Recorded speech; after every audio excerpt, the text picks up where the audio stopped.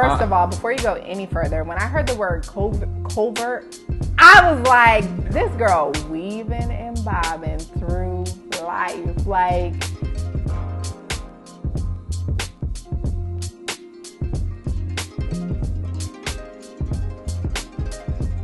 hey guys, welcome back to Love is Blind, Season 3 recap. We're just letting y'all know what's going on with the couples now, the couples that are together, and we might have a little more tea for you after that, so stay tuned.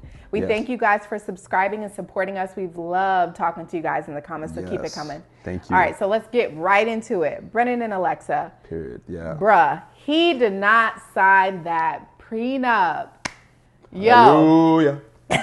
Bruh, Hallelujah. He did not sign that prenup. He did not convert. Yo. He stayed true to who he was. Yes. I don't know the backstory, and I don't give a damn what the backstory is. I'm just so happy that he is him. Yeah. I was so worried about him being able to stay true to himself in that marriage. And honestly, in our predictions, that was the thing I thought that would end their relationship. Yep, mine too. I was like, is he going to lose himself because of her? Yeah. And I know he loves her and she loves him. I do see that. But I just didn't want him to get into a marriage where he was living for her and her standards and her ideologies and everything like that. So I am so happy that he did not sign that shit. And I'm so happy that he did not convert, you know, so. And it's pretty obvious that some boundaries had to be set as a couple.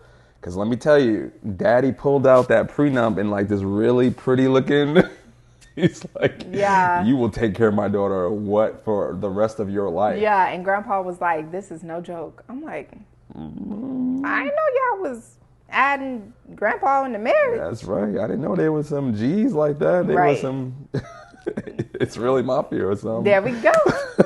So we are so happy to hear that. We are so happy to see that. I think Alexa posted that, so I was super happy to see that. I think that they're gonna last, guys. I can even see a baby in 2 years. Ooh. I can see them doing very, very well. Yes, I can see that too. And I'm glad that one thing she did say in her Instagram post was like, you know how we all thought that he would be transforming into her family, you know, turning Jewish and all that. Remember she was saying like, you know, she's now a cowgirl, you know, like she's a country girl now. Yo, they were somewhere in Oklahoma, y'all. Yeah, okay. She's from Oklahoma, so they were somewhere in Oklahoma. Shout out to Tulsa.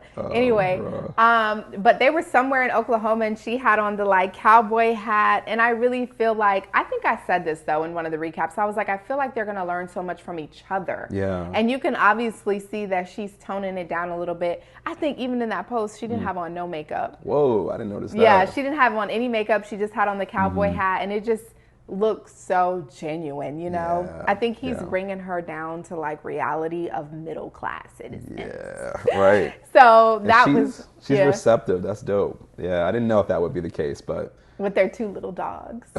I'm like, yo, do the damn thing, okay? I'm so happy for Brennon and Alexa. I think they're going to be in it for the long run. Yeah, they definitely have that stay together power, that stay together energy. Yeah, and to be honest, I didn't think Alexa was going to be bending too much. Yeah. But marriage is about bending. Period. Yeah, you know, being flexible and being patient. So I'm so excited to see that. And that's why I think that they're going to last. Yeah, I agree. Yeah, I can see that. They seem to be really creating this shared, you know, vision of what their marriage is. And I think that's important for making life happen, you know, for staying together is if you're not having your thing and my thing, and then we're trying to bump them together. And instead, we're just letting go of things that were once us and now creating this new thing together. You know, I think that's the relationships that last, and they seem to have that. Man. Yeah. I mean, I don't know. What do you guys think? Yeah. Do you guys think they're going to last? Do you guys feel a baby coming? What do you guys think about Brennon and Alexa? That's right. And let me know, because we're going off of what we saw on Instagram. Yeah. I'm pretty sure some of y'all know way more tea than we do. Yeah. Let everybody know below. Tell us what you know about Brennon and Alexa. Yeah. You know? Yeah. I mean, let's move on to our next couple. Let's talk about Matt and Colleen.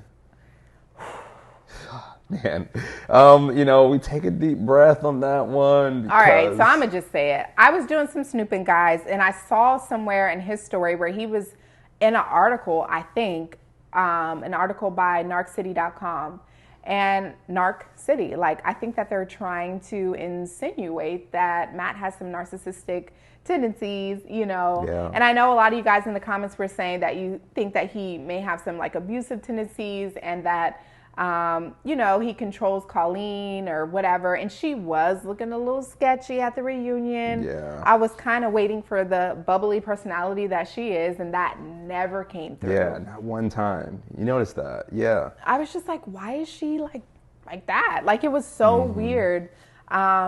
I personally don't think that Matt is a narcissist. I think Matt has very high standards and boundaries. I think Matt needs therapy. I think that he needs some healing. And keep in mind, guys, healing is a lifelong process. Yeah. Because once you think you healed from something and then someone triggers that wound, you ain't healed. Yeah. You heal yourself enough to learn to cope and move on. That's correct. You heal yourself enough to not allow your baggage to disrupt your future. Yeah. Yeah. 100%. But don't put your insecurities on her. So go and get you some therapy, go get you some healing, but don't abuse other people. Right. So not giving him an excuse, he does need to do work on himself. He does need healing. And maybe she sees that, but she needs to work on herself. You got to be able to go deep. You are married. You're a grown-ass woman. So marriage comes with challenges and conflict. Right. So you got to be able to go deep. You have to be. Yeah, for sure. And I think that he needs that. I think that was the whole thing about what was going on with even when the first thing about Matt and the conversation she had with Cole, it was like he was setting a boundary immediately about how he felt about that kind of behavior. And yeah, we got to witness it, and some people may say it's aggressive. If you think so, drop the comment below. Yeah. But I feel like he had a quick flashback, like she said, of some things that maybe thought was healed or have not healed, and he just set that boundary immediately. If you're with me, I'm out if you're continuing that kind of behavior. And guys, that's how relationships work. You have to set boundaries. Things get uncomfortable so that your partner knows how to treat you. Like, people treat you based off of the boundaries and what you allow them to do to you. So we're watching this happen. Usually with couples, it happens over months or years. Right. We're watching this happen over a course of a few weeks. So kudos to Matt. I mean, again, I don't agree that he's a narcissist.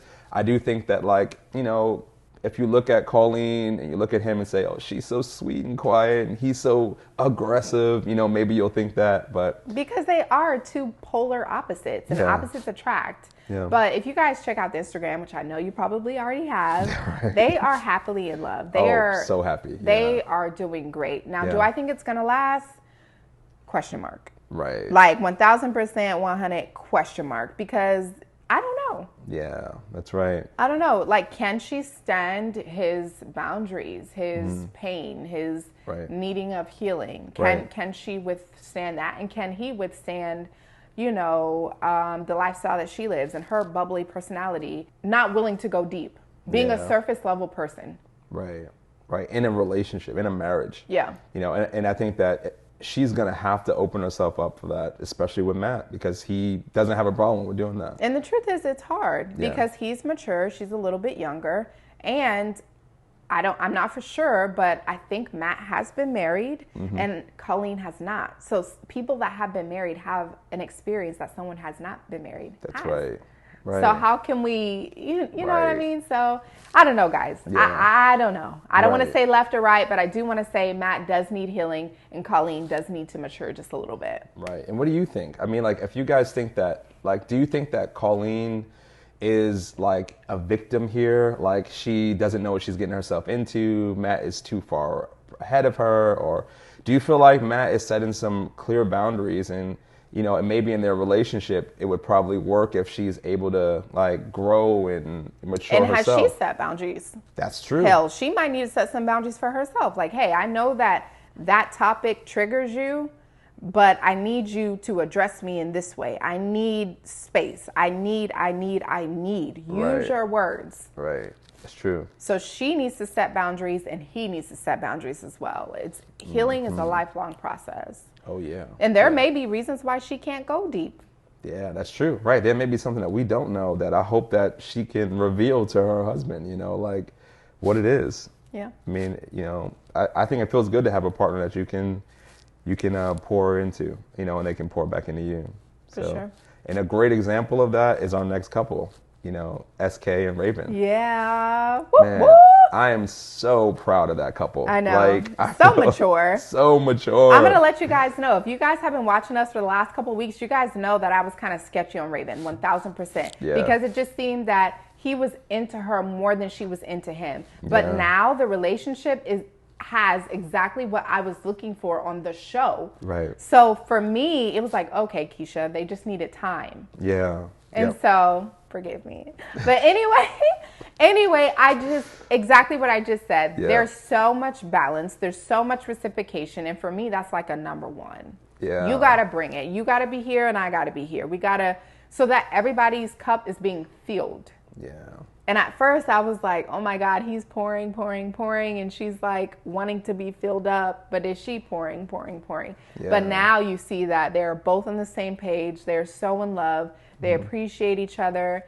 And they both have standards. Oh, for sure. And they both have standards to the point to where he told her no at the altar. Yeah. He's like, look, if you're not willing to be flexible and bend, it's not the time for us. Yeah. But obviously, something happened. Yeah. I mean, in the interview, she said that they took a break after that incident at the altar. Yeah. And then they came back and they had been together for at least a year or more after that to this point now. And I think it took a lot of understanding what happened, and also I think it took real strong will to be together. I didn't see that in Raven. I'm like you. I think we both thought Raven was like the one who was gonna break his heart, but it seems like Raven's the one who's so committed. You know? Yeah. And I think that he was mature from the beginning, and he still is mature now. In fact, in the interview I saw, he wasn't even a part of it. He's probably just hands off. But I was pretty proud of like the efforts that they put, you know, to make that relationship work. Yeah. For him to leave and her to stay, you know. And they're a pretty private couple, guys, so we don't have like a whole lot for them, but we're just happy to see them together. We're happy to see that they both put in the work to keep their relationship going. Right. And a lot of honesty, man, because you got to understand, he was on one path, she was on another path, and shout out to Raven for the Pilates that I have not entertained, but y'all go entertain that. Yeah. But yeah, they're both doing so well, living separate lives together. Yeah. Right. I mean, I think it's such a mature thing. I mean, from what it seems on the outside, you know, it's a very mature arrangement, and it is something I did not foresee watching the show. At all. Yeah. I did not think that. And I almost thought that they were like not a good couple. But remember in the interview we watched a couple days ago, she said that she had to get used to being on camera. So she came off a little standoffish, a little shy, because she had to get used to being on camera. And I totally understand that 100%. So it's like she had to find her way. She had to find her groove, you know? Right. So. Yeah, and I mean, the camera adds an element that isn't there, you know? And I mean, I think, I don't know, I want to say, what do you guys think? Like, did you look at SK and Raven like they were going to make it? Is your prediction play out? Are you still like, Yeah. Let us know what you guys think about them. I think that they're going to be together for a while. I don't see marriage like in the next year or even two. But I do see like a long relationship and then eventually marriage. What do you guys think? Right. Yeah. Tell us, because I mean, honestly, I feel like there's a lot of respect, there's a lot of trust. Yeah. You know, and maturity that I didn't see before. Mm-hmm. You know, I mean, before we wrap this up, I do want to talk about one last couple that isn't necessarily a couple. So I'm sure. Actually, let me get in for this. I'm sure that y'all have heard what's going on with Zainab, right? Oh. Everyone has been saying and using the term and referring to Zainab as covert narcissist.